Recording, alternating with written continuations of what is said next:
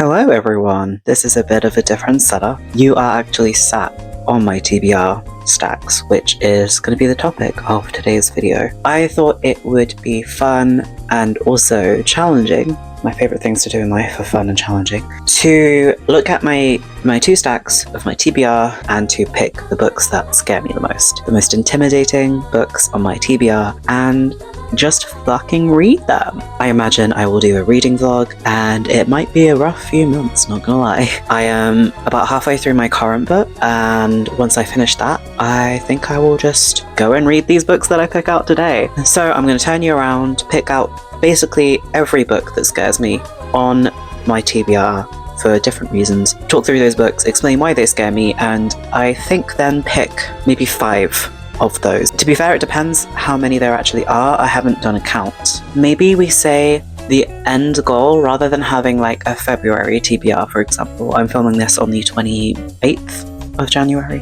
What day is it? It's the 28th of January, so I'm not going to say that this is my February TBR with the knowledge that these are potentially some difficult books that are going to take me a little bit longer. I'll need some more time, but let's say maybe by the end of March, I'd like to get through these books. Let's look at them. Let's see what we've got. Okay, we've gone... This is the best that we're gonna get. These are the 2 stacks. You were previously up there. 1. You. Absolutely. This one.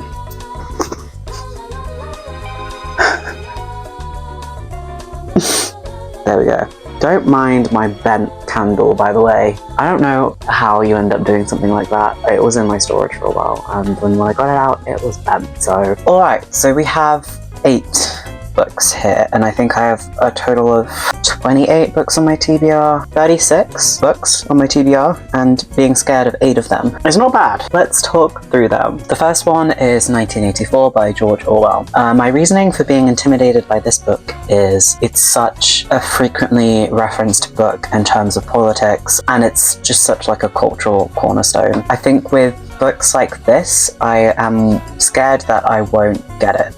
Now, I have read Animal Farm by George Orwell when I was much younger. Probably need to give it a reread, so I think I would understand it better. I do have faith in myself that I will understand the themes in this book. I am analytical about the books that I read, so I think it's less that and more me doubting myself and my ability to understand the significance that this has to so many people to be referencing it that often. I think there's also like a little bit of fear that it might be quite dense or a little bit of a different tone to try to get through, but I think deep down that I will really resonate with this book and I might find it easier than I think.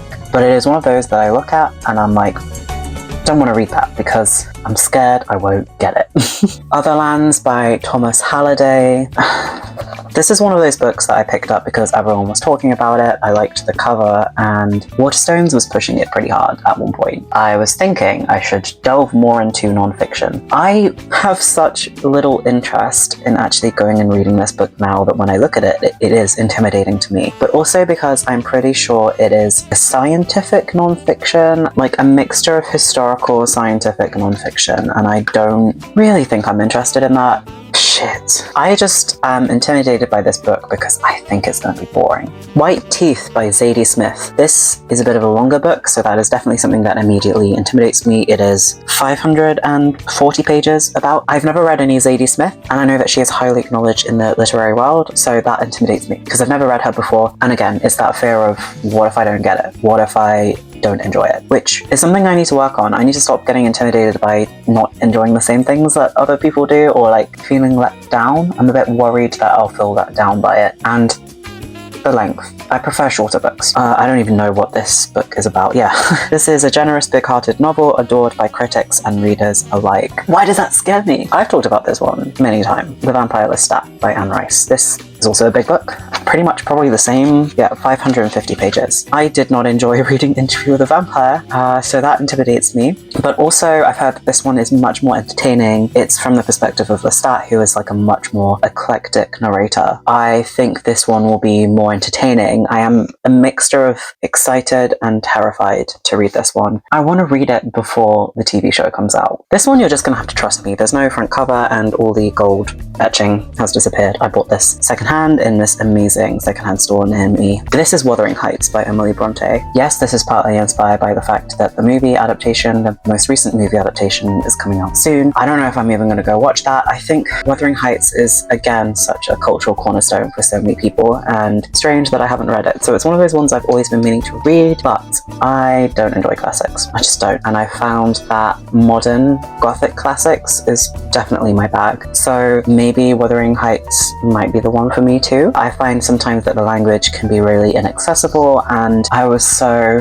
impacted by Great Expectations by Dickens. I am a huge hater of Dickens, and that's often what we had to study at school, so that has dampened my experience of reading any classics, and I did it again at university, and I don't think I would have enjoyed reading them outside of studying them either. It wasn't the act of studying that ruined it, it was the books that were chosen. Just had no significance or impact on me. I just hated them. But the thing is, so many people love Wuthering Heights, and a lot of people who have similar reading tastes to me love it, so I'm willing to give it a try. It still terrifies me. The Secret History by Donna Tartt. Again, kind of a lengthy book. This feels like the same or less than White Teeth, but it's somehow 600 pages. Wow. 600 pages. Fucking hell, that's a big book.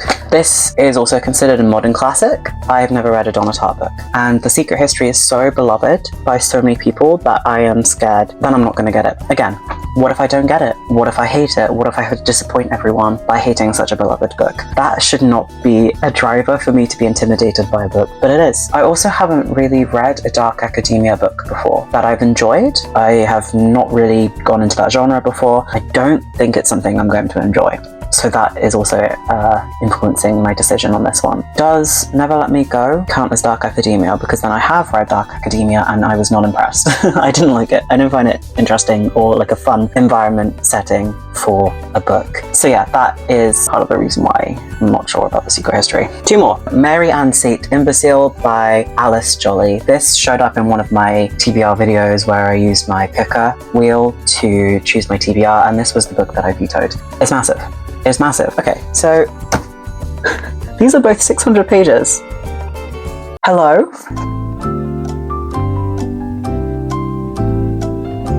Am I not very clever? Because how are these both 600 pages and they look so vastly different? Anyway, whatever, I'm getting distracted. The sheer size of this one terrifies me, but I remember in my TBR video, when I actually went in and looked at what the book is set out as, it is not as intimidating. Part of the reason I don't really want to read it is because like it's such a pain to read a massive book like this. Like if I'm in bed and I'm trying to, read before going to sleep and I'm trying to relax, this is not relaxing, but I am intrigued by it. Last one we have is Soul Mountain by Xingjian, translated by Mabel Lee. This is massive. This is tall. This is a tall book, and it is 500 pages long, but bigger text, so not as intimidating. What I'm intimidated by, this was just a random charity store pick. I don't really know what this book is about, and I don't know if it will interest me. Part travel diary, part philosophy, part love story, and part fable. What? Chinese literature of the 90s. You know what? I think this is just a really bizarre book that I picked up for no reason, purely for the vibes, for how big it was. It was a bargain. It was £3.99 for a book of this size.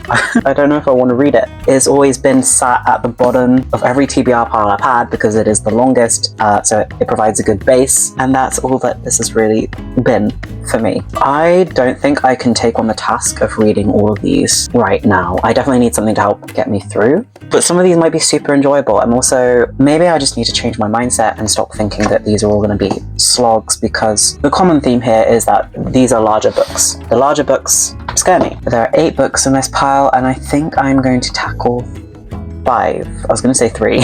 My brain was like, say 3. Now it's time to pick them.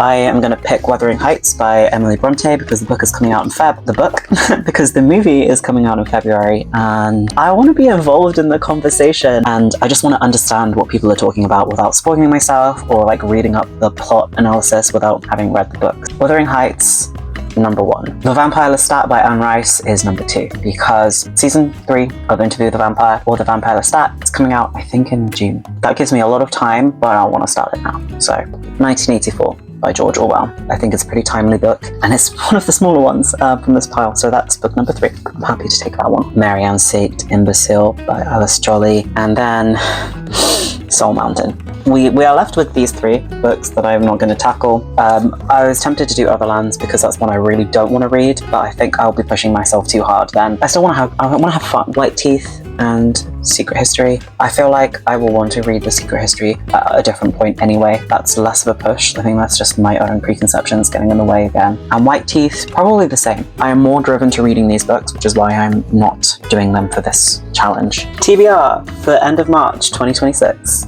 How horrifying is that? I will maybe do a reading vlog with these. I'm excited and terrified, which is not a bad thing to be. It's fine.